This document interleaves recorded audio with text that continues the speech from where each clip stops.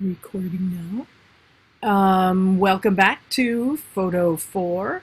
I hope you guys all have Lightroom or access to Lightroom at this point. Any questions or anything of that sort before we get going? Questions, issues? No? Okay. Well, last time I think we left off having talked about equivalent exposures, if that sounds familiar. Question, any assignments? Not yet, but we'll talk about that today. Okay. So, let me just save that. Pardon me.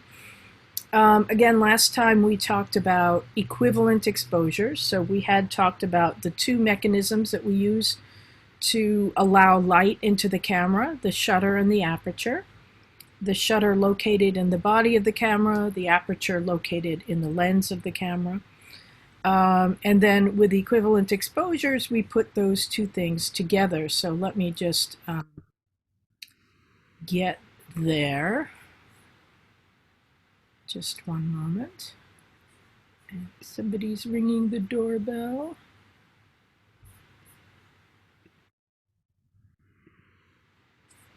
Okay. Sorry, let me just get to where I'm going.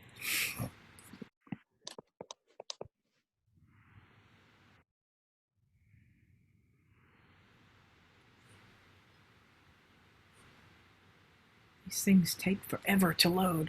Everyone's using computers now. So there's no bandwidth left for anybody. Okay, let's see.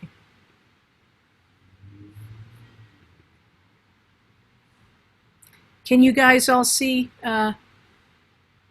these notes here? If somebody would respond. Yes, I can see Yes. it. Great. Yeah, I can see Okay. All right, thank you. So last time we talked about putting these numbers together, the aperture settings and the shutter speeds, because of course we use them together in order to make a properly exposed image. So our light meter, we said light meters look at the world and they have a sensor that tells how much light there is available, and then it uses the ASA or ISO rating, so those two pieces of information to give the camera a light meter reading. It tells us or the camera whether or not we're allowing in the correct amount of light. And generally, we believe our light meters, are functioning correctly and telling us the truth. But that said, there may be times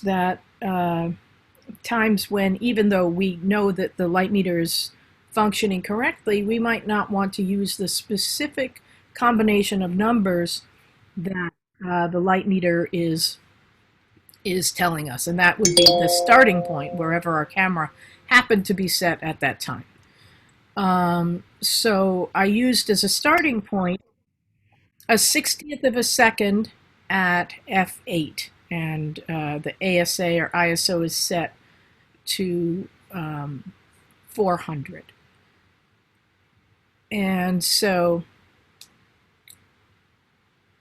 if we use that combination of numbers according to the light meter in this hypothetical situation of ours, then our image will be properly exposed. But we said there will be many times when we may not want to use those specific numbers. And so we talked about this in terms of the shutter speed. And so we said that the shutter will determine what about the appearance of our image? Anybody remember?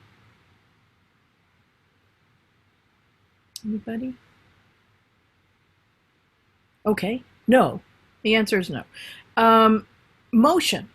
So if there's something moving in front of the frame and we want to show that motion as a blur or freeze it, stopped in midair, then what we need to deal with is the shutter speed. So the faster the subject is moving, the faster the shutter speed we'll need to use to freeze the motion. And the slower the subject is moving, the slower the shutter speed we'll need to use in order to show the motion as a blur. So I almost always use tennis examples. So if we're at a tennis match, which I guess we can't go to these days, but a tennis match with Serena Williams playing, and she's serving her ball at 125 miles an hour, and we want to capture the ball frozen in space just after she's served it. We need to use a really fast shutter speed in order to stop that motion or freeze that motion. Conversely, let's say we want to show Serena running across the court, and we want to show her as a blur, so as a way of indicating that she's moving really quickly. In that case, we would need to use a slow shutter speed. So for however long the shutter remains open, whatever's going on in front of the camera will be recorded. And if that something in motion, the motion will be recorded as a blur. In either case, a 60th of a second is kind of neither here nor there. It's neither fast nor slow. But we know, because we talked about this, that when we change the shutter speed, we change the amount of light entering the camera. And so if we change the shutter speed, then we will no longer be doing what the light meter says is correct, and our image will not be correctly exposed. It will be too light or too dark. So if we change the shutter speed from a 60th of a second to 1/125th of a second, we know that we are going from a slower to a faster shutter speed. The shutter remains open for less time. It therefore allows in less light, and it lets in half as much light as does a 60th of a second. And so if we do that, our image will be underexposed. It will be too dark. And as we stop down, as we go to the faster shutter speeds, our image will get darker and darker. And we don't want that to happen, obviously. And so we said that in order to expose correctly, we compensate for letting less light in through the shutter by letting more light in through the aperture. And so if I change my shutter speed from a 60th of a second to 1/125th of a second, I'll change my aperture from f8 to f5.6. So I've cut the amount of light entering the camera through the shutter, but I doubled it entering the camera through the aperture. And so overall, these two combinations of numbers, a 60th of a second at f8 and 1/125th of a second at f5.6, allow in the same amount of light. And so we said they're called equivalent exposures, and equivalent exposures allow in the same overall amount of light. And the number of equivalent exposures available to you is determined by the number of f-stops that are on your lens, the whole f-stop numbers, the ones that I gave you. So this lens opens up to f2 and stops down to f22. And so I have 8 whole stop numbers on this lens, and that allows me to make use of 8 sets of numbers, 8 equivalent exposures. And so if I change the shutter speed from a 60th of a second to a 30th of a second, now I'm opening up. So a 30th of a second is twice as long as a 60th of a second, so remember they're fractions. It therefore lets in twice as much light. And so to compensate for that, I will stop down the aperture from f8 to f11, letting in half as much light through the aperture.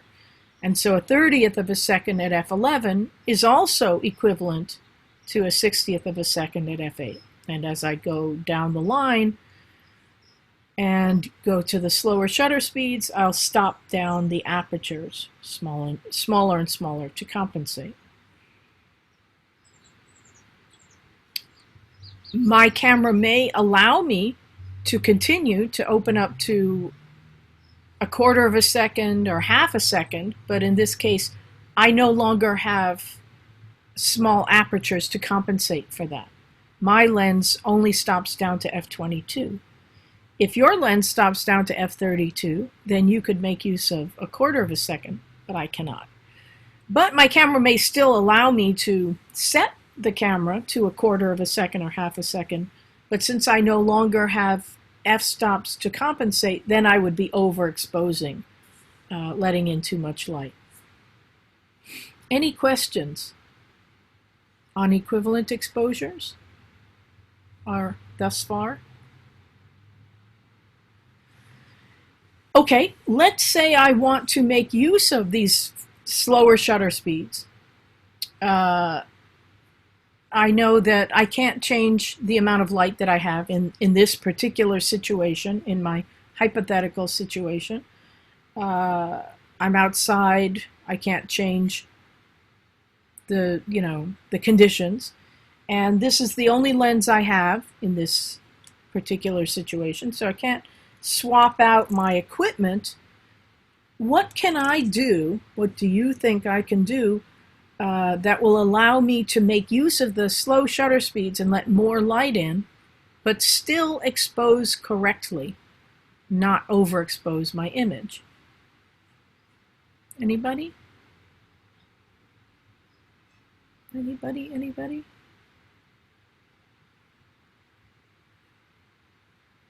Okay. We can change the ISO or the ASA rating.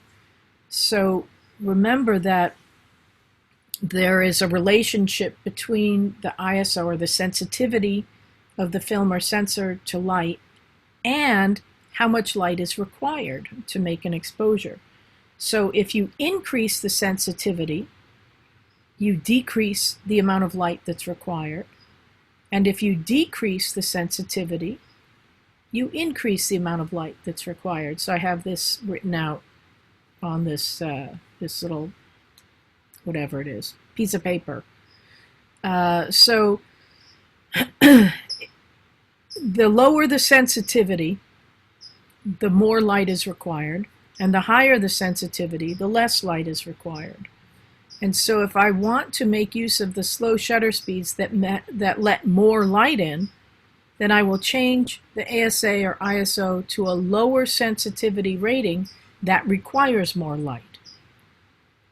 So if I change the ASA rating from 400 to 200, I will be cutting the sensitivity in half, and that means that I will require twice as much light in order to make that same proper exposure. So we then went down here, and when I change the ISO rating and change the light requirement, then my light meter will tell me that I'm not letting in the correct amount of light.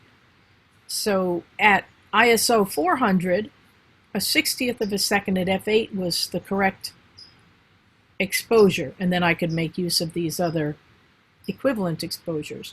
When I change the ISO to 200, I will no longer be allowing the correct amount of light in, and the light meter will tell me, you're not letting in enough light. And so in this case, I opened up the aperture by one stop. I could change the shutter speed, but in this example, I'm using the aperture. And so I changed the aperture from f8 to f5.6. So remember, the smaller the f-stop number, the larger the diameter of the aperture and the more light will enter. So I'm letting more light in by one stop. And so all of these numbers shift over because I changed from f8 to f5.6. So I can no longer make use of 1,000th of a second and expose correctly. The fastest shutter speed I can make use of now is 1/500th of a second at f2, but I've gained one stop here at the other end. So instead of 1/8 of a second at f22, I can now make use of 1/4 of a second at f22 and still expose correctly. If that's not enough for me, if I want to make use of 1/2 a second, I can again change the ISO, in this case from 200 to 100. So I'm again cutting the sensitivity in half, and my light requirement again doubles. So again, the light meter will say, you're not letting in enough light. So now I'll open up from f5.6 to f4. And again, I'll lose 1 stop in the fast shutter speed department or area. And the fastest shutter speed I can now make use of is 1/250th of a second at f2, because this is shifted over by 1 stop again. But now I can make use of 1/2 a second at f22. So by changing the ISO from 200 to 100 and cutting the sensitivity in half, I am forced to let in more light by 1 more stop. And so I opened up the aperture from f5.6 to f4, and now I can make use of 1/2 a second at f22. And if my camera has a 50 ISO rating, most don't, then I could make use of 1 second. So these combinations of numbers are hypothetical. They're possibilities. So don't memorize these combinations, but what happens, what you do, what you have to do to figure out equivalent exposures. The rule is the slower the shutter speed, the smaller the aperture, and the faster the shutter speed, the larger the aperture. Okay. So if you let a lot of light in through the shutter at 1/8 of a second or slower, then you'll let very little light in through the aperture at f22 or small f-stop, a small aperture. If you're letting very little light in through the shutter, the fast shutter speed, like 1/1000th of a second, then you will compensate for that by letting a lot of light in through the aperture, for example, f2. Any questions on equivalent exposures? So generally, your camera will do this for you. And so I think we talked about the modes of your camera, but let's take a look again. All DSLRs and many smaller cameras allow you control over the aperture and the shutter and so on.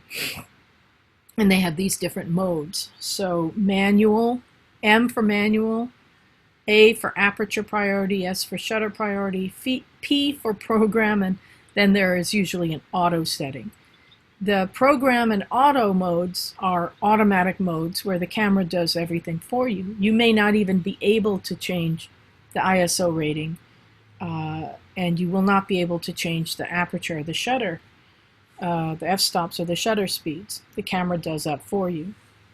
The opposite of that is the manual mode, where you do everything. The light meter functions, and it will tell you whether or not you're exposing correctly, but it won't fix that for you. You have to change the aperture and or the shutter speed and or the ISO in order to expose correctly. The priority modes are kind of in between. You have control over one thing, and then the camera sets the other thing or things. So in the aperture priority mode, you choose the aperture, the f-stop, let's say f8, and then the camera will automatically set the equivalent exposure. It will set the shutter speed for you. In the shutter priority mode, sometimes called the TV mode for time value, you choose the shutter speed, so let's say 1/125th of a second or whatever you choose, and the camera will automatically set the appropriate aperture. So theoretically, in the priority modes, you cannot expose incorrectly. You have to, the camera theoretically won't allow you to expose incorrectly. That's not entirely true, but for the most part, it's true. There will be times when, unlike with the equivalent exposures, when you believe your shutter speed is functioning correctly, you just don't want to use that specific combination of numbers. There will be times when your light meter can be fooled. And so in those cases, you don't necessarily just figure out or have the camera figure out equivalent exposures. You may have to do something else. So lighting situations where there are extremes, like bright shadows and dark highlights, are difficult lighting situations for cameras, because the camera can only expose for one area, you might say. So let's say you're photographing in a situation where you have really bright highlights and really dark shadows. The camera can't expose correctly for both. It can only use one set of numbers. And so I've given you 4 situations here where the light meter can be fooled. And the first is what's called a high contrast situation. So let's say you have a dark or a subject, a person standing in front of a really bright door or window. Even though the subject will be darker, unless the subject is like bone white and wearing white clothing. But in general, the subject will be darker. Even though the subject is in the center, there's so much brightness coming from behind. That's what the light meter picks up on. It senses all this brightness and it says, too much light. You need to let in less light in order to make a proper exposure. And so it will meter correctly for the light bright areas, darkening them, and in so doing will make the subject already dark even darker. And so that subject will be like a silhouette in front of this bright area. And you may want that effect. If you don't, there are a couple of things you can do. The first thing is to move the subject. If you don't want that bright light effect coming from behind the subject, just move the subject to someplace else where you don't have a lot of backlight. If you can't move the subject or don't want to, but you want the subject exposed correctly, then you need to walk up close to the subject and take a meter reading of the subject without the background brightness, and then back up and use that meter reading, even though when you do that, the camera will again say, too much light. You'll do that anyway. And your image should show you the subject properly exposed. But because you've let more light in to expose that subject correctly, the background will be even brighter. So that's the trade-off that you have in that lighting situation if you expose correctly for the subject. The opposite of that situation is having a light subject against a dark background. So a person, let's say, a person sitting in a darkened room where there's just one light source from above or from, a side window or something. So the subject is illuminated, but the rest of the situation is in darkness. And in that case, the light meter will say, it's too dark. You need to let more light in. And so it will tell you to overexpose. And that will make the black background gray, and it will lighten the subject even more, and the subject will be overexposed, too bright. So the light meter, well, in this case, you would do the same thing you did with the dark subject against the light background. You walk up close and take a meter reading and use that meter reading, even though when you back up, in this case, the light meter will say, you're not letting in enough light, it should be brighter, and you'll say, yeah, I know better in this case, and you'll expose for the subject rather than the background. the light meter reads the world in gray, in what's called 18% gray, or middle gray, or medium gray, or zone 5. Whatever you point the light meter at, it will give you a meter reading to render that area this kind of intermediate gray color, which in general is fine. That's neither here nor there in a way. But in these situations, it does matter. So in the next situation, a light subject against a light background, the light meter again will say, too much brightness. So let's say you take your white dog up to the Sierra, up to the snow, and you want to photograph the dog in snow. The light meter will sense this dark, this brightness and say, oh, it's too bright, you need to let less light in. And it will give you a meter reading to render the dog and the snow gray instead of what you want, which is textured white. Something light, a tone that's light enough that you can see the texture, but not so bright. I don't know if you can see that, but not so bright that it's just blindingly white. Right. So you want your dog to look, your dog in the snow to look like a white dog in snow, not like a dirty dog in New York City snow. So again, you will not do exactly what the light meter says is correct. And the nice thing about digital photography is that you have instant feedback. You can look at your images immediately and see if they're exposed correctly. And if not, and often they won't be in these kind of extreme lighting situations, then you can correct for that. The opposite of the light on light is a dark subject on a dark background. So let's say my hair against this shirt.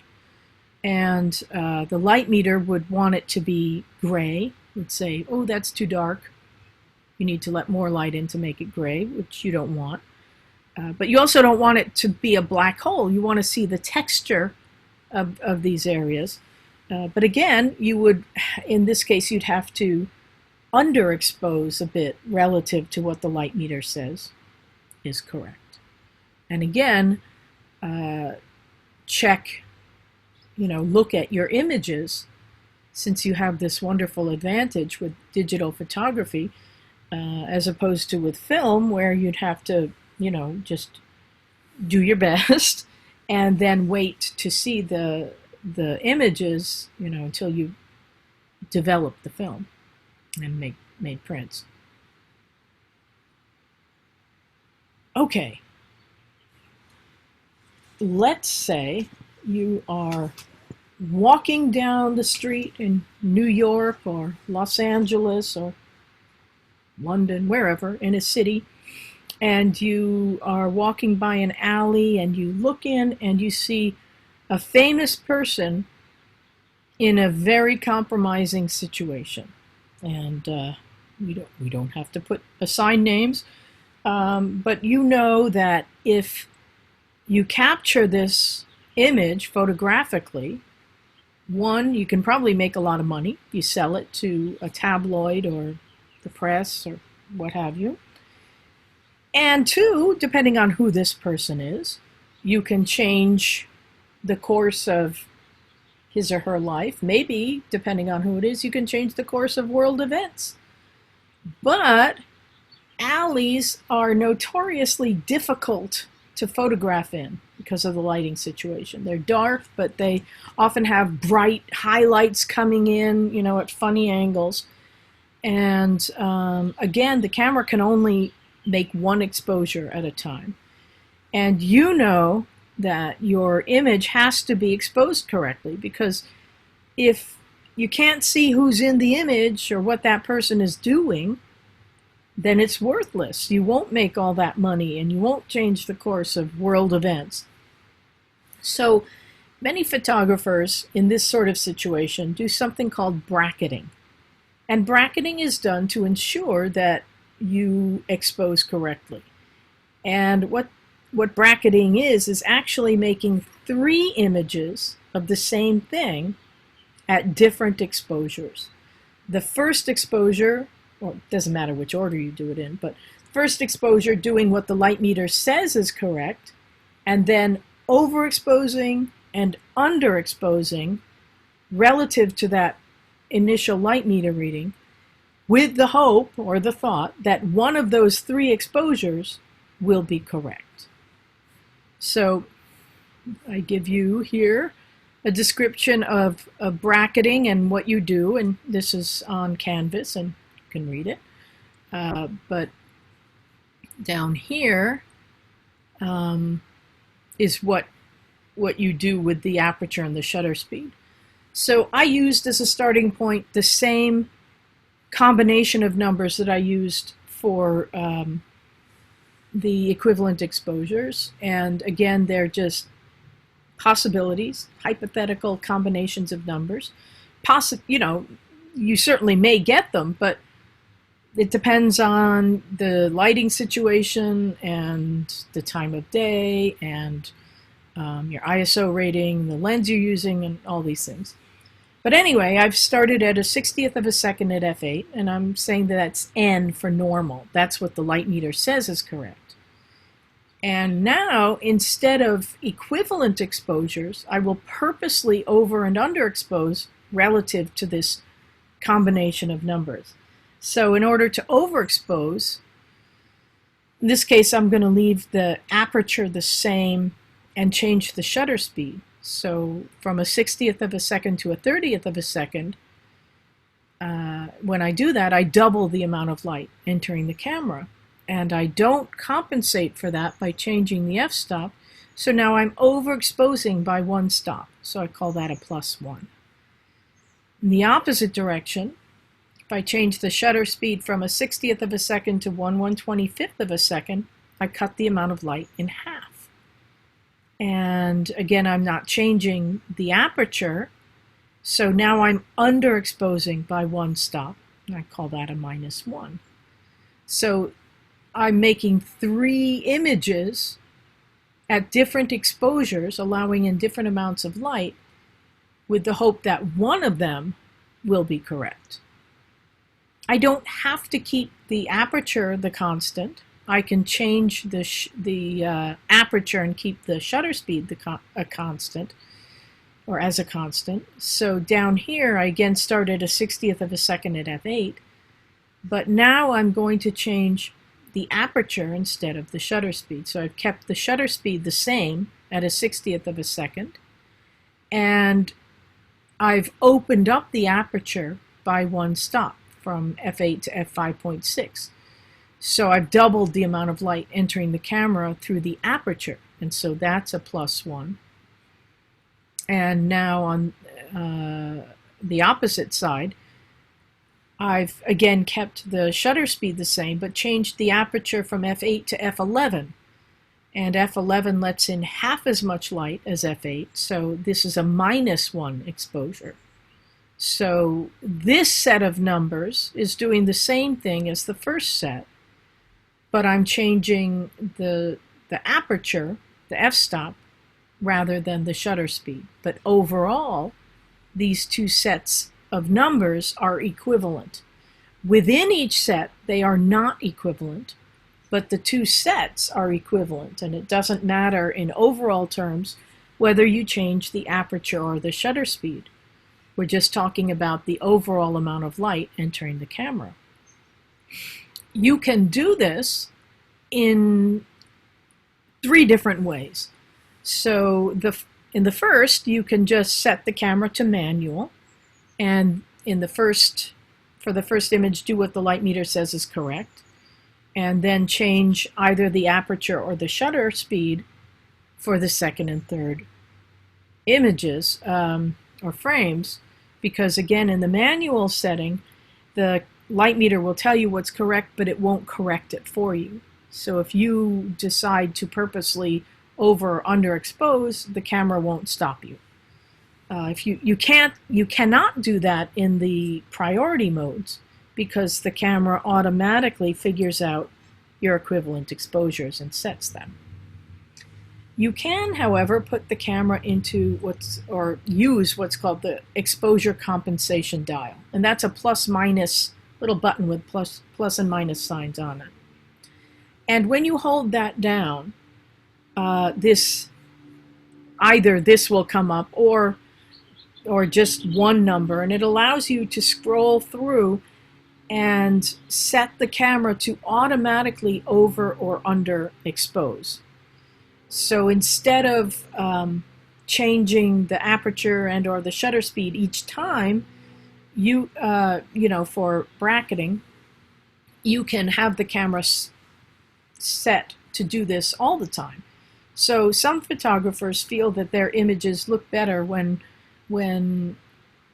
the camera is set to underexpose by maybe a third or 2/3 or one stop or overexpose. And if the photographer feels that that is the case, he or she can set the camera to do that all the time so that he or she doesn't have to reset one of them each time an image is made. So you can use that for bracketing. You can do a +1 and a -1, or +2 and a -2.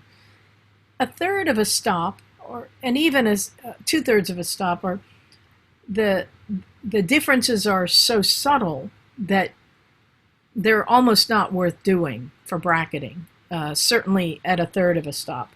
So you want to do 1 or 2 stops generally. The third thing that you can do for bracketing is to set the camera to the bracketing setting, which many cameras have.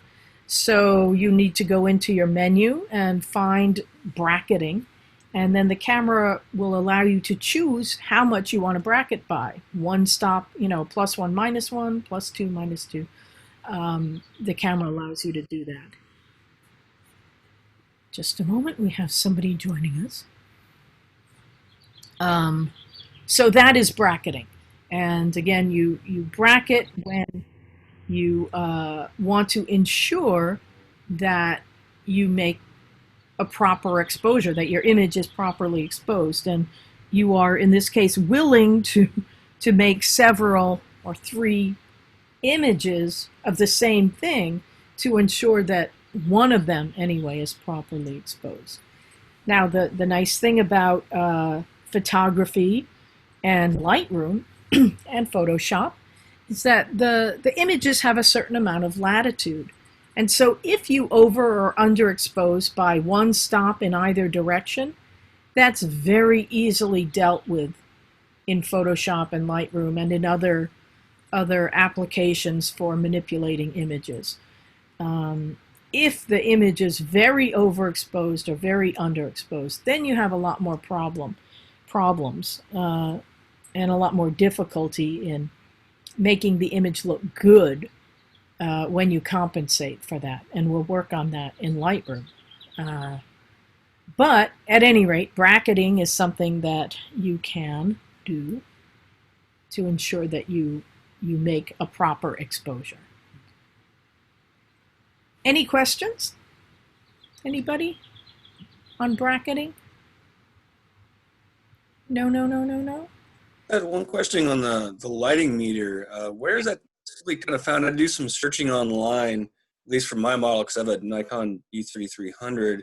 Mm-hmm. And is there like a standard place where you could see the light meter? It told me if I hold the button halfway down, it usually pops up, but I'm not sure I'm looking at it incorrectly, if it's that like 2.9K thing or something. I'm not really positive. So the light meter reading, you don't actually see the light meter, but you'll see the display. And and on the Nikon, you should see it in 2 and maybe 3 places. So you'll see it when you look through the viewfinder. You should see it either at the bottom, usually at the bottom, inside when you're looking at it, or on one of the sides. And the light meter display usually is, I think on the Nikons, it's like a center hatch mark, then with hatch marks going out in either direction for over and underexposing. If you are, and you have to be in the manual mode or one of the priority modes usually to see the display. If you're in the program or auto mode, because you have no control, you can't change the aperture shutter speed yourself. Usually you don't see a light meter display. But you should also be able to see the display on, now this is the manual camera, but the Nikons have and most cameras have an LCD, a liquid crystal display over here as well. And so when you lightly tap the shutter release button and activate the light meter, you should also see that display on the LCD up here. You can also turn on the screen on the back of the camera, activate it, and then you'll see the light meter there as well, and maybe some other controls larger, so you don't have to squint as I do to see what's going on. Does that answer your question, Chris? Yeah, I think I'm just going to have to play around with it because I've been trying to look through the viewfinder directly, and I could see the letters there, but it's just always kind of blurry. I don't know if it's just me because of glasses. Okay. So here's what you can do. And again, this camera, I'm sorry I don't have my digital here for some reason, but if you look on the side here, there's like a little dial that says plus minus, and that's called a diopter, and it's used to control the focus just of the viewfinder. And so set it to 0. Make sure it's set to 0. And if it's blurry, then fiddle with it. If you have glasses or if your eyes are whatever. But start it at 0. Make sure it's at 0. And that probably will solve your problem of blurriness in there. Okay. Okay. Yep, that definitely did it. Oh, cool. Good. Good. I'm glad it was easy, right? Yep. All right. Any other questions? Anybody? No. Okay. So, let's see. It is 3:15, and our next subject is called depth of field, but I would like us to work in Lightroom a bit. So I will just mention depth of field, and then I will direct you to Canvas for more detailed stuff on depth of field, and then we'll talk about it next time. Okay. But depth of field, briefly, is the amount of space or the area in the frame that's in focus from the foreground to the background. And the primary way that we as photographers use to control how much space is in focus is by changing the size of the aperture. And so we talked about, with the equivalent exposures, we talked about why you might want to change the shutter speed. And so the next discussion following that is why you might want to change the aperture. And you would want to change the aperture, aside from changing how much light is entering the camera, you would want to do it specifically by changing the aperture in order to control how much of the image is in focus, aside from what you focused on. So that will be our next discussion when we meet in Zoom. But I want you to take a look at Canvas and what I put up there in the meantime. And of course you can Google or whatever search thing you use. Most of us use Google. All of this information. But again, we'll be discussing it. But I would like to go to Lightroom now. So if you have Lightroom, and in general, I would like you to follow along with me, doing the things that I'm doing eventually. All of this will be on Canvas, and again, as we go along, I'll post more little videos, little instructional videos, both by me and by others who are, who instruct professionally online. So usually I use tutorials done by a woman named Julianne Cost, and I've already posted two of her instructional videos on Lightroom, and I hope you've had a chance to watch them. They're short, and she's I think she's very clear, straightforward, concise. You know, she doesn't ramble as I tend to do. But anyway, I'll post more of her tutorials online.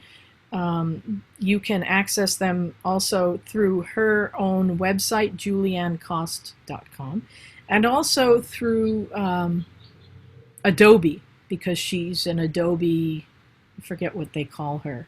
But anyway, some other term for expert, you know, like a guru or something like that. All right, that said, I hope that you all have access to Lightroom. And again, we use Lightroom Classic. The other Lightroom is the Lightroom that is available on all other devices, but it's not, in some ways, it's not the complete Lightroom.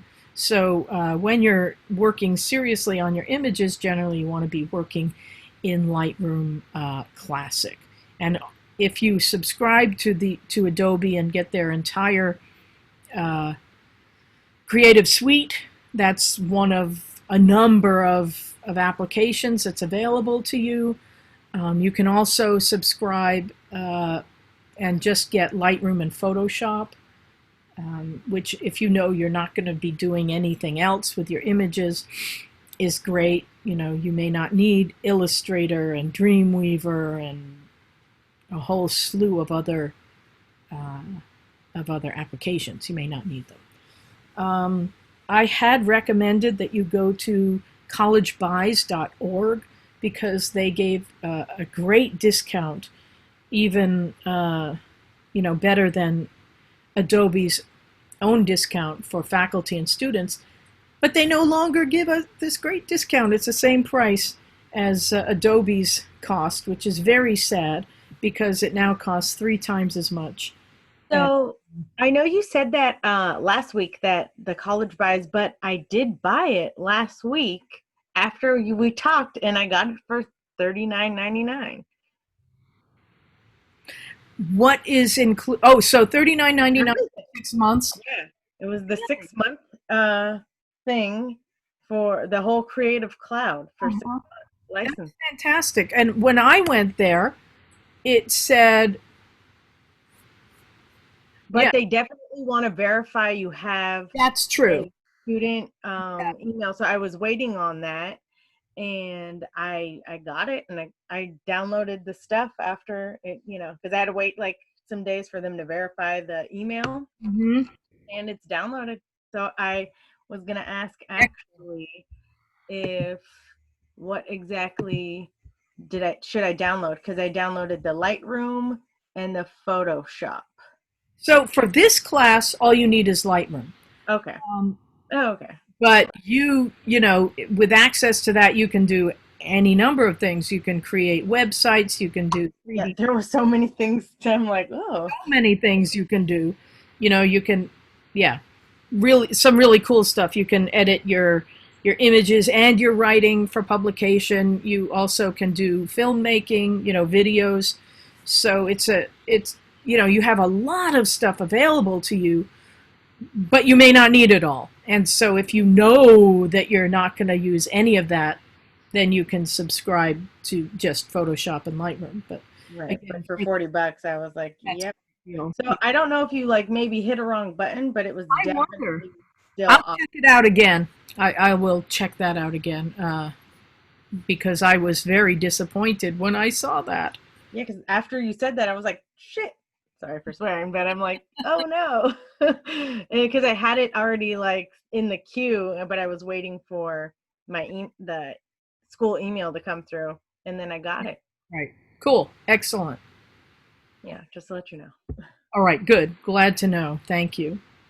Because I also recommended it to my sister for my brother-in-law because they're kind of trapped in New York. And then I saw this. I was like, oh, that's too bad. Because she was very excited. But anyway, good. Thank you. Okay, Lightroom. Let's see here. So Lightroom. I posted a little tutorial sort of thing which hopefully you saw, of how to create a catalog and the preferences that you want to have set and so on. So let me just open my no. Why isn't that connected? That's not right. Huh. Pardon me. Okay, photo 4.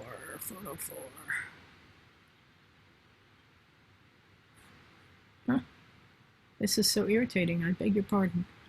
My hard drive just kind of automatically disconnects sometimes, which is very unhelpful.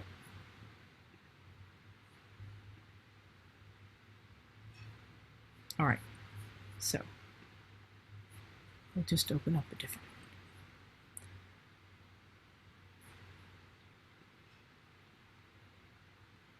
one. And now it takes its time opening, and then I will share the screen.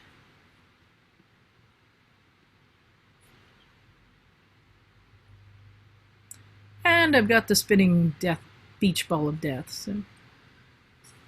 And it's not an ancient computer either. So let's see. Share screen.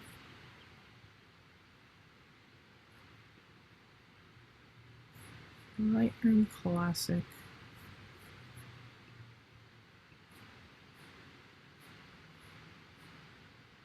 And it's still spinning, but at least we're here. Kind of. Okay. So here is Lightroom. The opening screen, and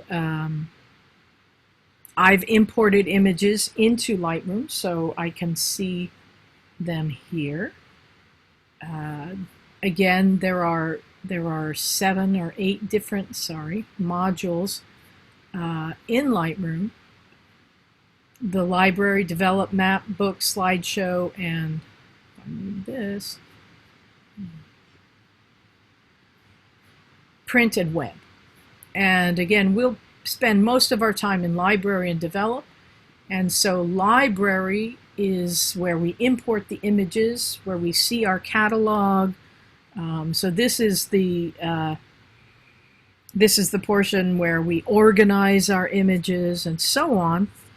And then in the develop module, we work on the images. So last time we talked about both creating our catalog and then importing. And so the last thing we did, I believe, was to import images into Lightroom. And so this is, let me get rid of this.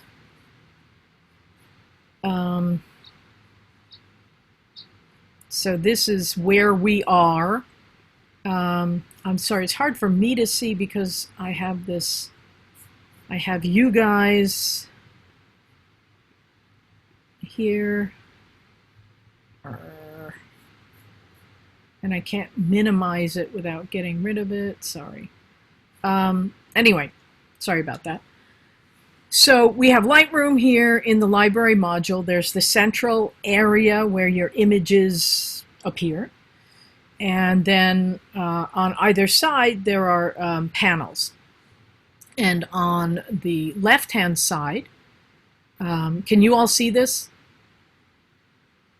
Somebody, you can see Lightroom? Yes. Yes, Well, okay.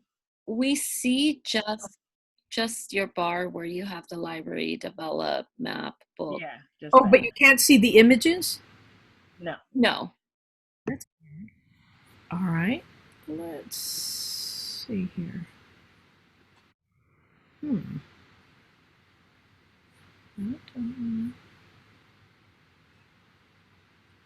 Oh, it splits it up. That is stupid. Okay, can you see that? Yes. Okay, but can you still see the side panels? What do you mean? So now you can see the images in, and I'm In the middle where you're up and down.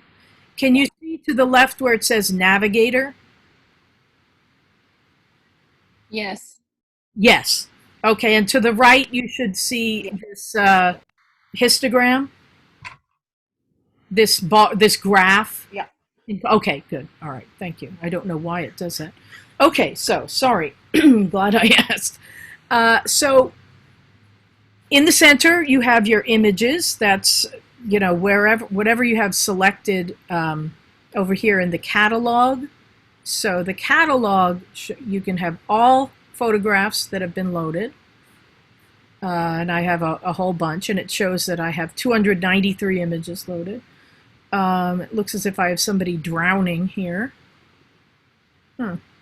Anyway, and then the previous import. So whatever I imported, the last thing I imported, the last group of images will show here under previous import.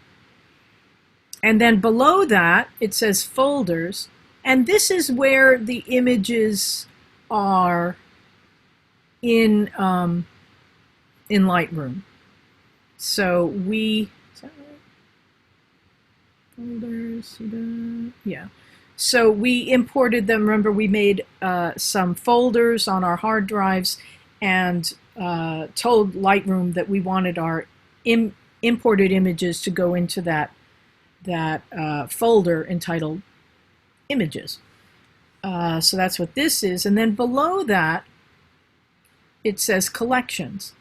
And so you can make lists, essentially, of images based on anything you want. And they are called collections. And so these images up here deal with something that we'll talk about in a little while called color temperature and white balance. And so I could select them all. Maybe I shall do that just by clicking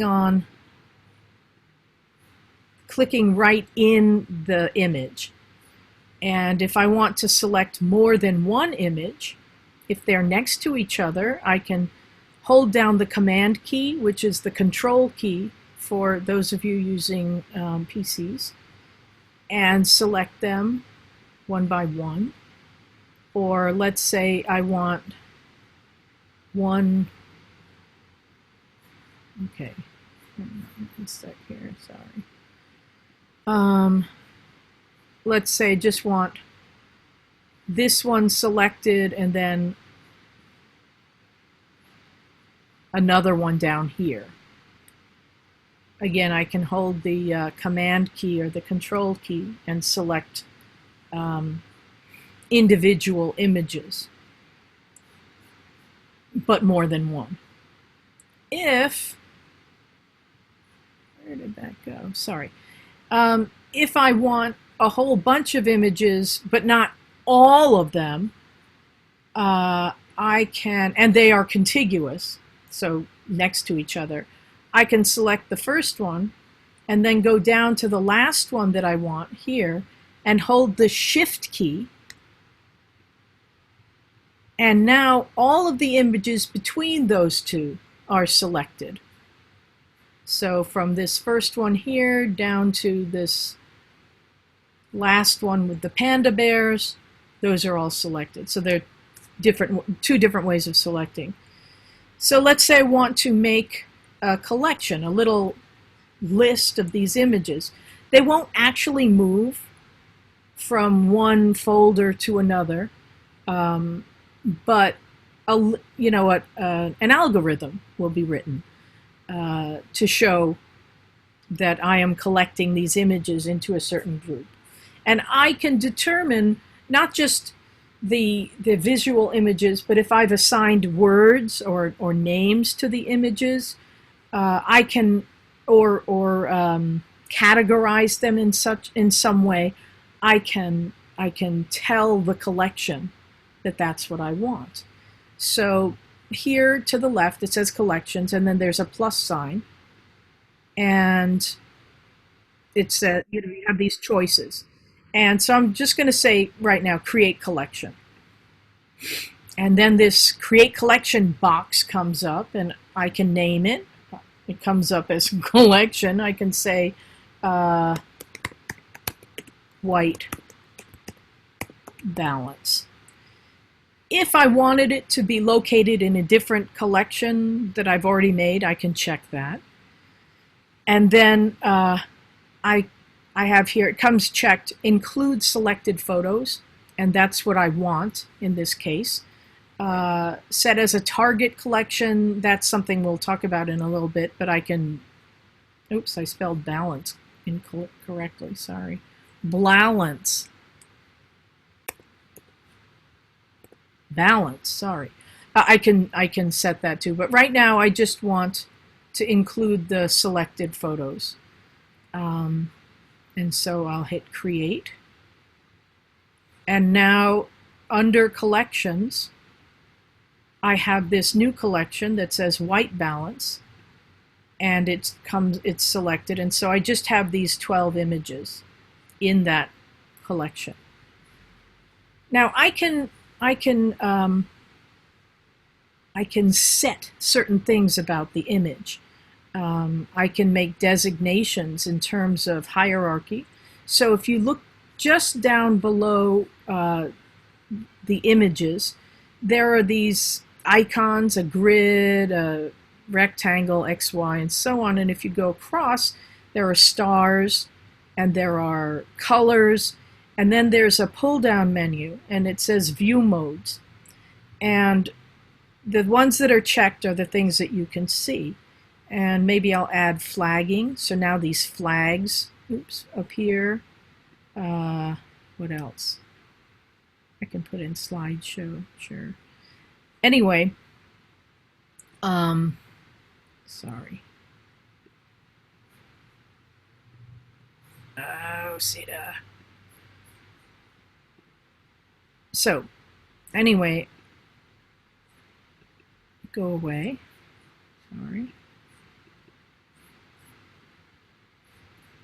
I can make designations for these images based on whether I like them or some, you know, I have some way of prioritizing them. So I've just gotten rid of the side panel for a moment, and I can do that by clicking on this triangle hatch mark. And each side of the Lightroom window has one of these, so you can open and close them. So I want to close them for the moment, or one of them, so I can get back down here. And I can make designations now about these images. So let's say I think that this red image, or this one here, is not very good. It's okay, but it's not great. So maybe I'll just give it 2 stars. And now just below the image, 2 stars pop up. They all popped up. That's because they're all selected. Sorry. So I have to have it selected. Okay.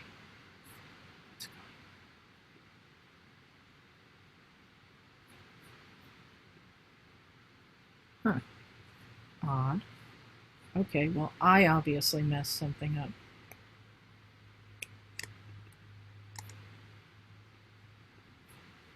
So let's say, anyway, I want one of them to have 2 stars.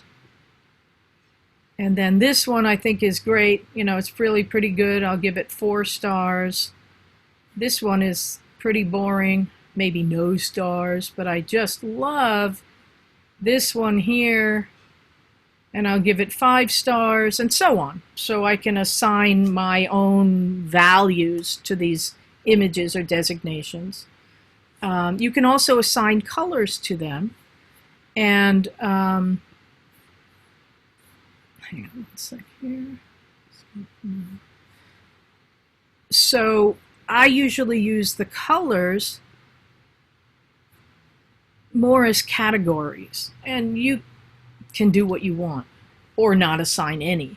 But for example, I usually use green for images that I know I want to work on, red for really good ones, and maybe yellow as good but not fantastic, second tier maybe. But you can designate them however you want, and assign meanings, any meaning that you want to these colors. But you can then assign it. So I've chosen this. I've had this image selected, and if I click on red, now you can see that there's a red outline, and when I deselect it, there's more red around it. So, and if I decide I don't want that, I can just go back and unclick it. So those are helpful in some ways. So let's say I want all of one type of an image to have a certain designation. I can go down and select a certain number and then give them all that designation, and now they are red, those particular ones, or green or blue or whatever you decide, however you want to arrange them. And as I said, when you make a collection, you can designate that certain images that have these designations or words or stars come up in your collection. So let's say I want to make a new collection. Now I'm going to say create a smart collection. And a smart collection is one that uses these markers as a way of making a group. And so I can say smart collection test or whatever. And I don't want it inside a collection set right now. And now I need to determine what the rules are for this collection.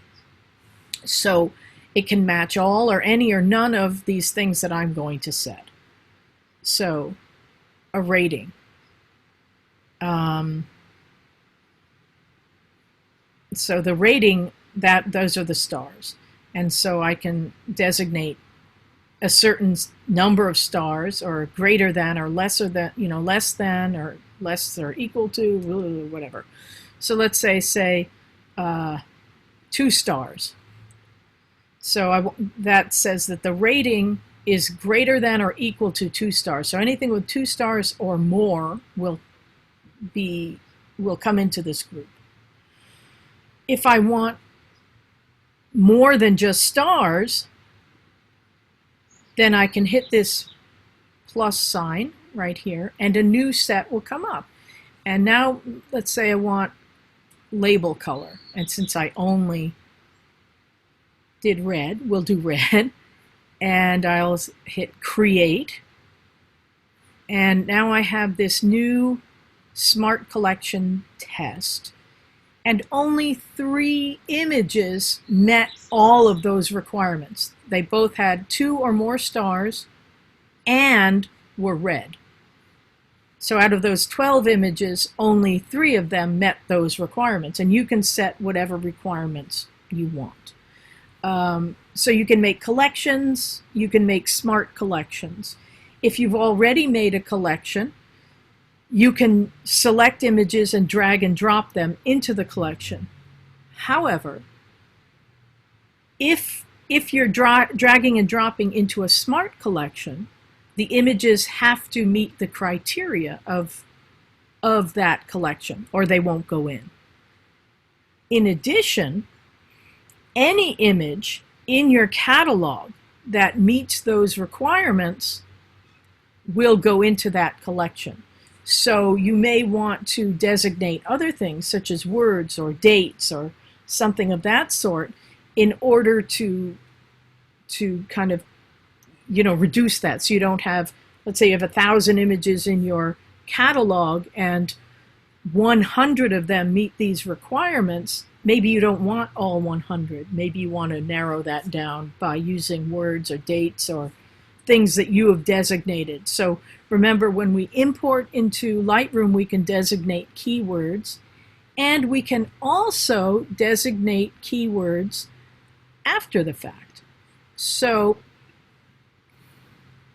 over here on the right side of Lightroom is another panel. And this panel shows us some different things about the image. So first is a histogram, and the histogram shows us what the distribution is in a particular image of colors and light and dark. So this image, I just clicked on the middle image, you can see doesn't have that many colors. It has some bright areas, it has some dark areas, and in between. So if you look at this histogram, this graph, you can see that there's all this spiky stuff all the way to the right. And all the way to the right is white, so the brightest area. All the way to the left is the darkest area. And there are essentially no true blacks here, but there's a lot. You can see there's this huge spike in the light areas. And then it shows the distribution of colors, and there aren't that many, or they're very subdued, so you can see that. This also tells you, or gives you the information about the image, the ISO rating, what the camera was set to, the focal length of the lens, the aperture, and the shutter speed. So if we look at this image to the left, now it's completely different. There are a lot of colors, though you don't necessarily see them all, but there are really very few, if any, true blacks, very few, if any, true whites. So the distribution is more in the middle. There are reds and yellows and oranges. There are blues in certain areas and the darker areas. So some people rely on histograms a lot. A lot of people don't even notice that the histogram is there. So anyway, under that is quick develop, and this allows you to do some quick and dirty, I guess, manipulations of the image, which I don't want you to do. So I don't want you to do that here. We'll do that in the develop module. And then below quick develop, it says key wording. And so this is where you can add words to specific images if you didn't want to do it to an entire set of images that you were importing all at once. And so I could type in,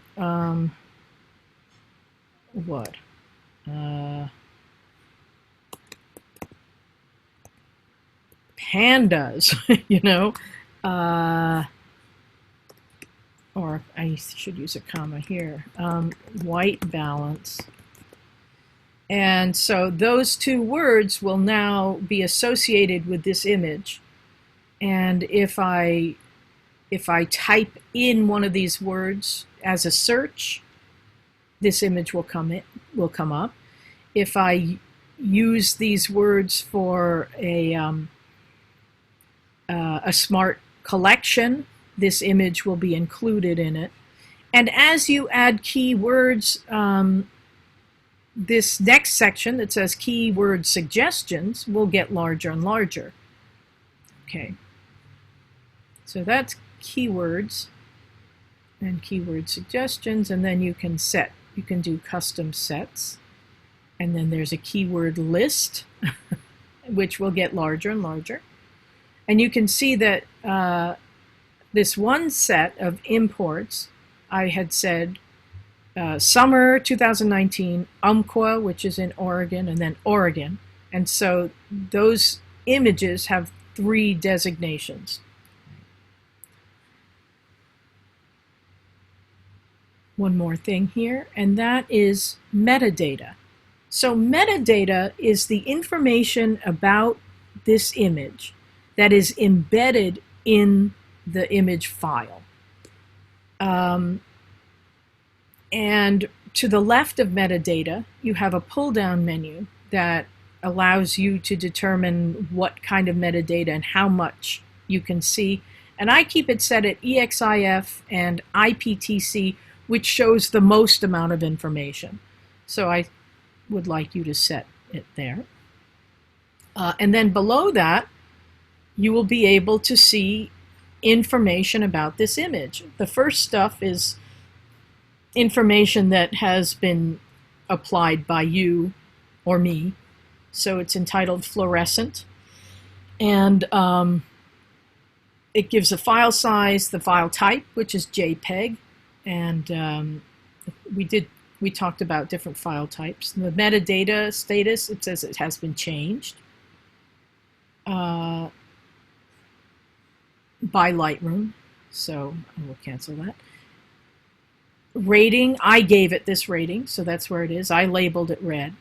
And then below that is the EXEF information. And this is the information about the image when it was made. So the dimensions, the exposure, so the shutter speed and the aperture, exposure bias, and that's that exposure compensation button that we talked about today, the plus minus. And so it was set at 0. The exposure program, shutter priority, so the photographer had the camera set to shutter priority, and then the camera chose the appropriate aperture for it.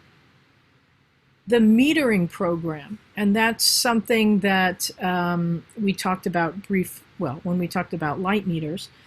You can choose the light meter program if you go into the menu, and what you want is the most complex metering system, and that is generally called matrix or evaluative.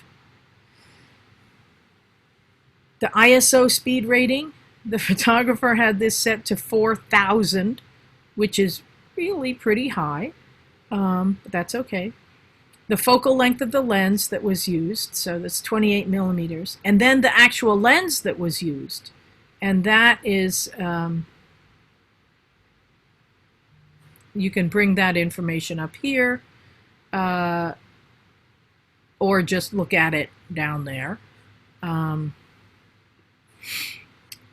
So it was a 28 to 135 millimeter zoom lens.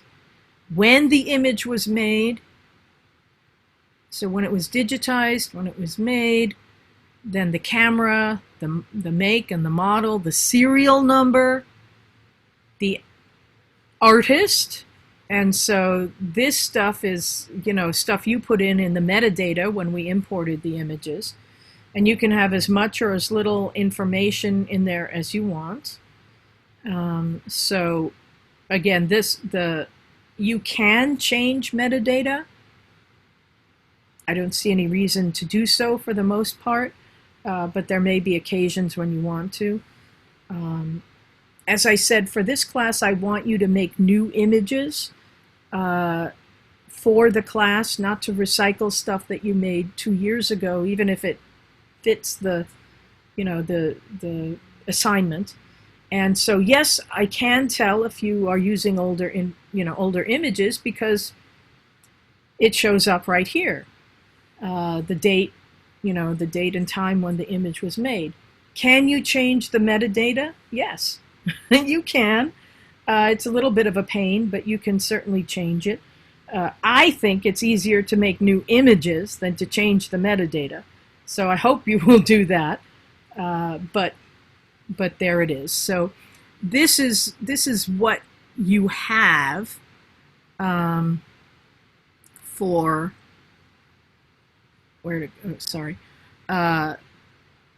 for this page, this section of Lightroom. Sorry, it's not showing very much, so I'm trying to expand it.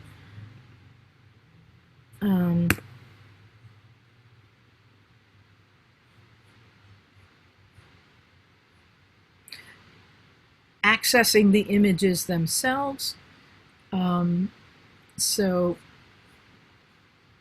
here are a bunch of images, and I'm in what's called the grid view. And the grid view, it allows you to see, what is wrong with this? Okay, it allows you to see all of the images in whatever you've selected. So either the entire catalog over here, it says over there, it says all photographs, or in a particular folder or collection, you can see all of them at once. If you want to go to a particular image and just look at that, you can double click on it. So, like so, and then you've selected that image. And that's called the loop view. So the view for all of the images is called the grid view. And if you look below the image, there's this grid, and you can either click on that and it will go back to grid view. You can, when you have an image selected, you can double click it again and it will go back to grid view. Or if you're someone who likes to use the keystrokes, you can hit the letter G for grid and it goes back to the grid view. The view for a single image is called the loop view, and that refers to a little device that we used to use, a little magnifier called a loop, to look at slides or negatives. So this allows you to look at the individual image, and you can access it by hitting not the letter L naturally, but because very few of the keystrokes actually correspond to the letters of the word, but the letter E if you prefer. So if you're in the grid view and you have an image selected, you can either click on this single rectangle, which is for the loop view, or you can, with the selected image, use the letter E and it will do the same thing. Okay. Let's say you want to compare two images. So let's say I want to compare this one and this one. To the right of this rectangle is XY, which is the, what do they call it? Come on. The compare view. And so you can click on that or hit the letter C, and then you can compare two images side by side. And one of them, it says select, the other is candidate. So the select is your first selection, and the second one is the one you're comparing it to. And you can swap those out. And then to get out of that view, you can hit G. But these images will remain selected. So if you want to get out of that completely, you need to deselect the images. You can also do a view where you compare more than two images, and that's called the survey view. So let's say I want to compare, these three images. I can click on the compare view, or the survey, excuse me, or the letter N. I don't know where they got that one. And then you can do three or more images. As you move the cursor over them, you can flag them if you like them or not. You can star them, or you can get rid of one or more. So let's say this one doesn't fit for me, so I'm getting rid of it. Now I have two or whatever. Okay, and to get out of that, I can click on that again. Okay, any questions on this stuff thus far, or anything else? Anybody? No? All good? I hope that you are shooting. I would like you to be importing into Lightroom and organizing your images in whatever way you choose to organize. So one more thing, and that is your first assignment. So let me get out of this. And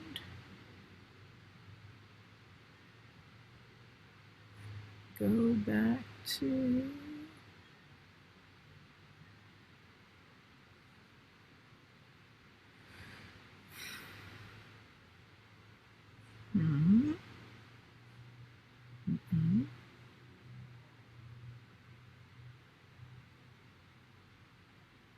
Okay, it's around here somewhere. Drives me crazy.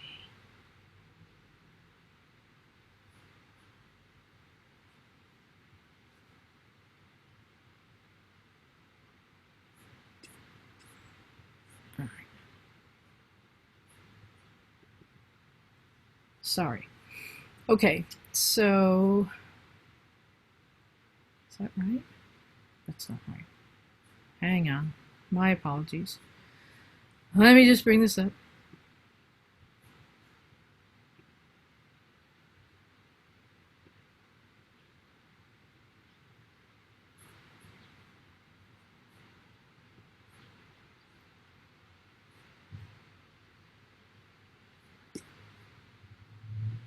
Here it is. Okay, sorry.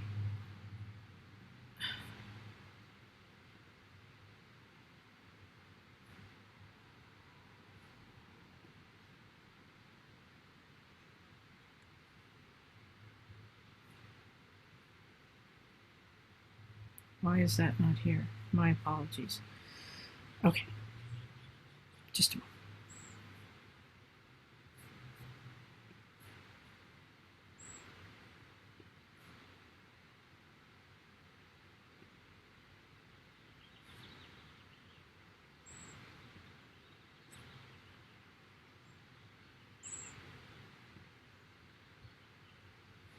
I know it's here.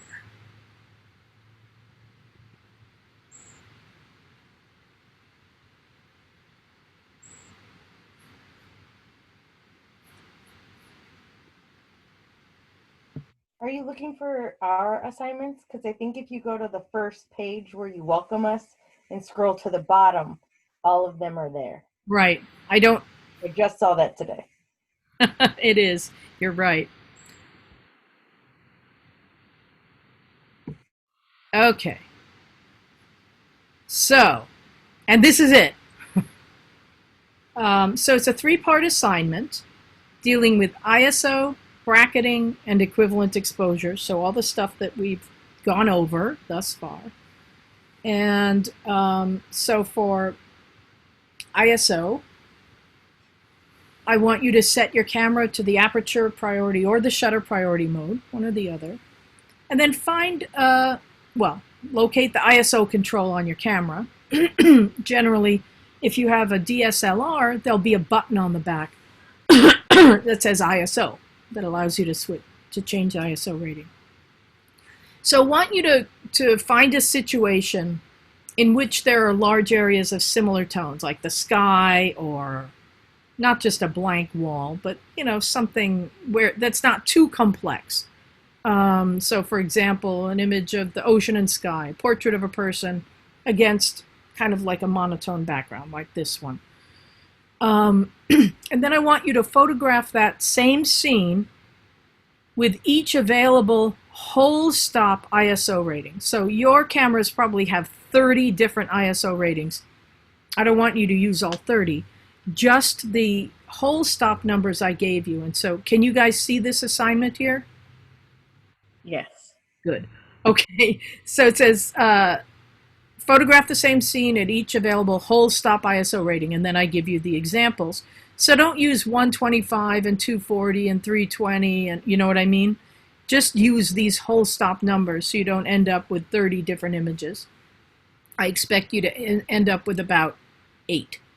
1, 2, 3, 4, 5, 6, 7, 8. Maybe more if your camera goes up to 25,200, or if it has a much higher maximum ISO rating, then you'll have more images.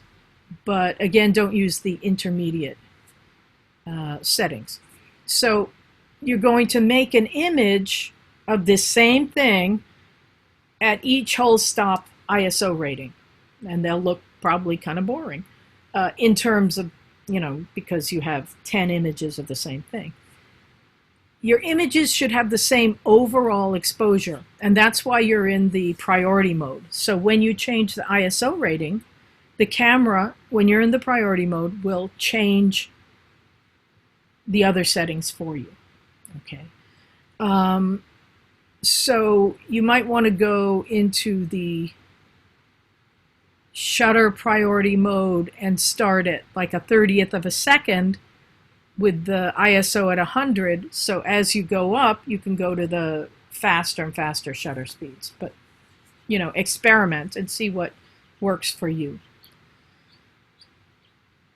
In the second set, you're going to deal with bracketing. So you're going to make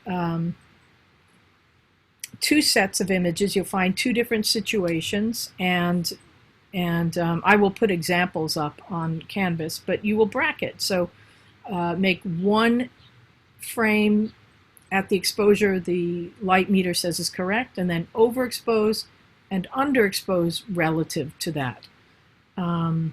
So you'll have 2 sets of 3 for that section. And then finally, in equivalent exposures, the third part, you're going to photograph, again, the same thing, changing either the aperture or the shutter speed, and therefore the corresponding other. So, as I say here, you may use the manual aperture priority or shutter priority modes. Do not use auto or program, and that's true for all of these. So you're going to start out with your aperture set to the widest diameter, that is the smallest f-stop number that your lens has, and then in whole stop increments, so the numbers I gave you, like f4, f5.6, f8, f11, you will make an image for each one. And in the priority mode, your camera will automatically change the shutter speed for you. In the manual mode, you'll have to do that yourself. So I expect you to end up with about 8 images. I don't want you to change the ISO rating in this case. What you'll be changing is the aperture and therefore the shutter speed. And so again, as with the bracketing image, as with the ISO images, I expect each one to have the same exposure. They shouldn't be lighter and darker than each other. Okay. Any questions? Yes. So 8 images for number 1, 8 for number 2, and 8 for 3. So what you should end up with is roughly 8 to 10 for the first one, and that's dependent on your camera and how many ISO settings it has. Okay. So it may not have 50, may start at 100 or 200. It may go up beyond 6,400 to 12,800, 25,000, 200. It depends on the camera, okay? With bracketing, you should end up with 6 images, 2 sets of 3. And equivalent exposures also will be determined by the number of whole stop f-stops that your lens has. So f4, f5.6, f8, f11, f16, f22. If your camera goes to f32, out to that, okay? Okay, thank you. Mm-hmm. And so down here, then I say, turn off your flash. Make sure your flash is off.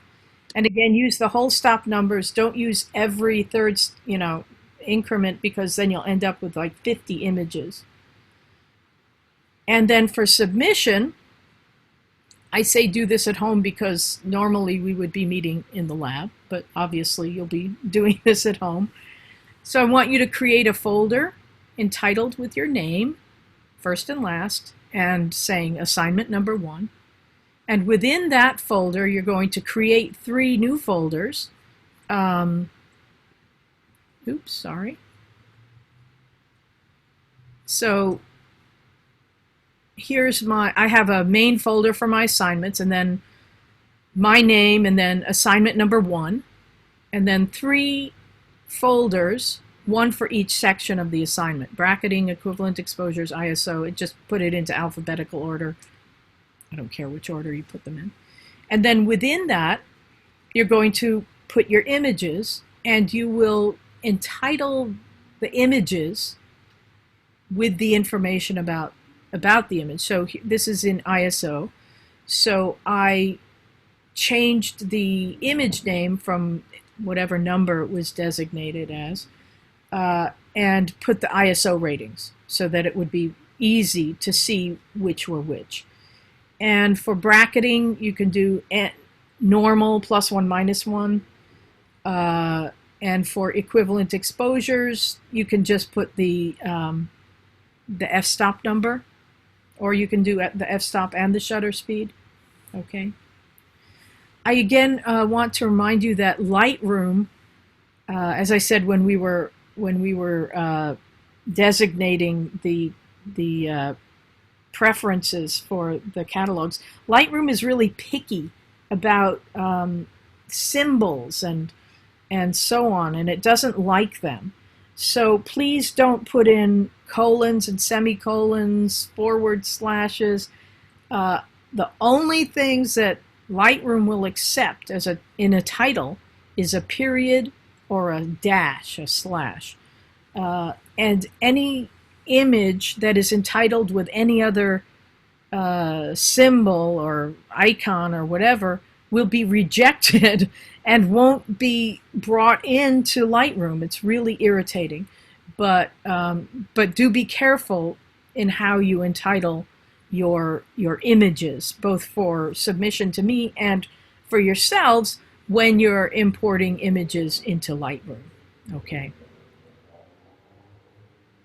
Does that make sense? Any questions?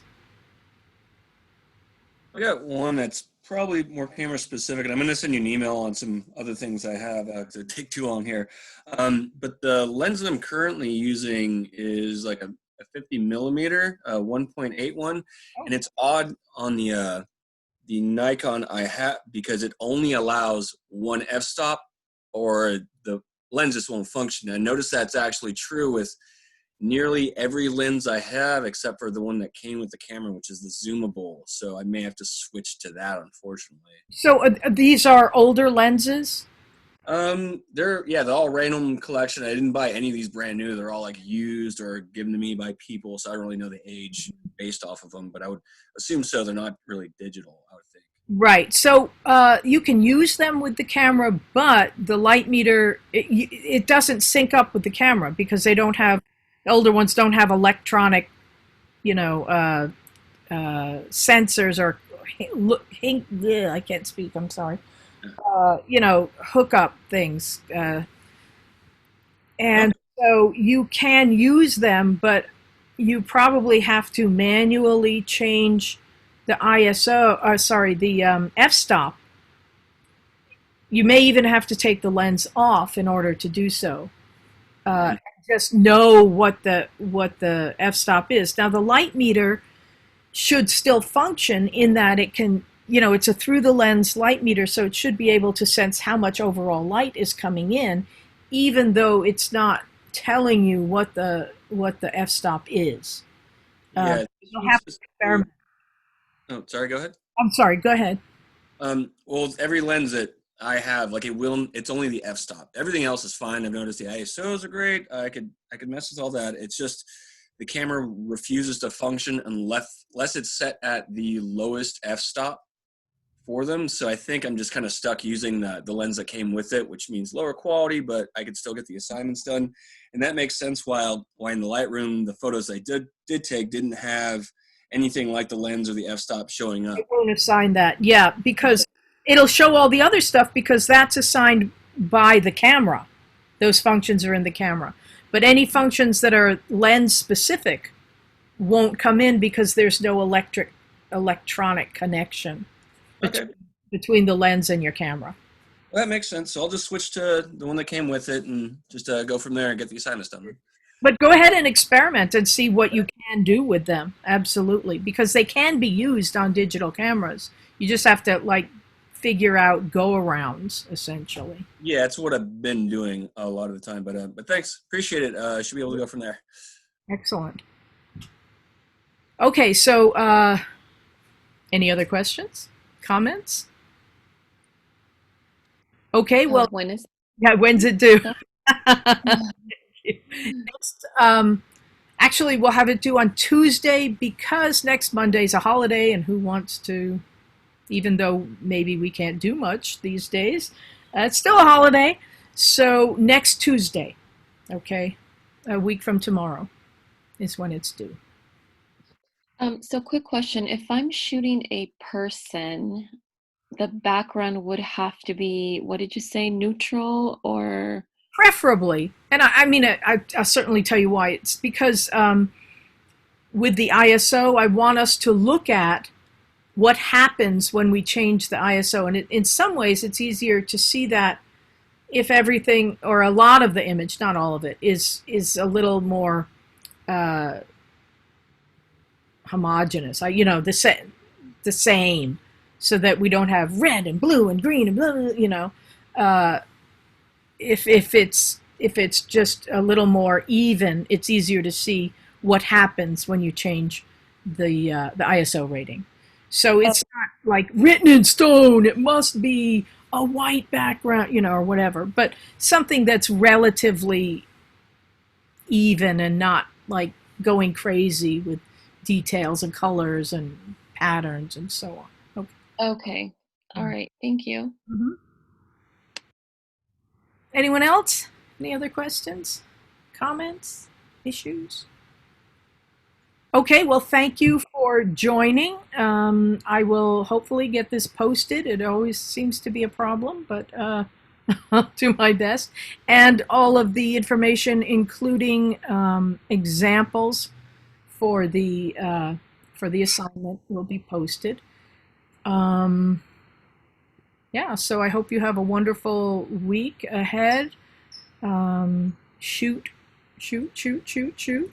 And stay safe and healthy. Okay. All right. Take care, everybody. Thanks. Yeah.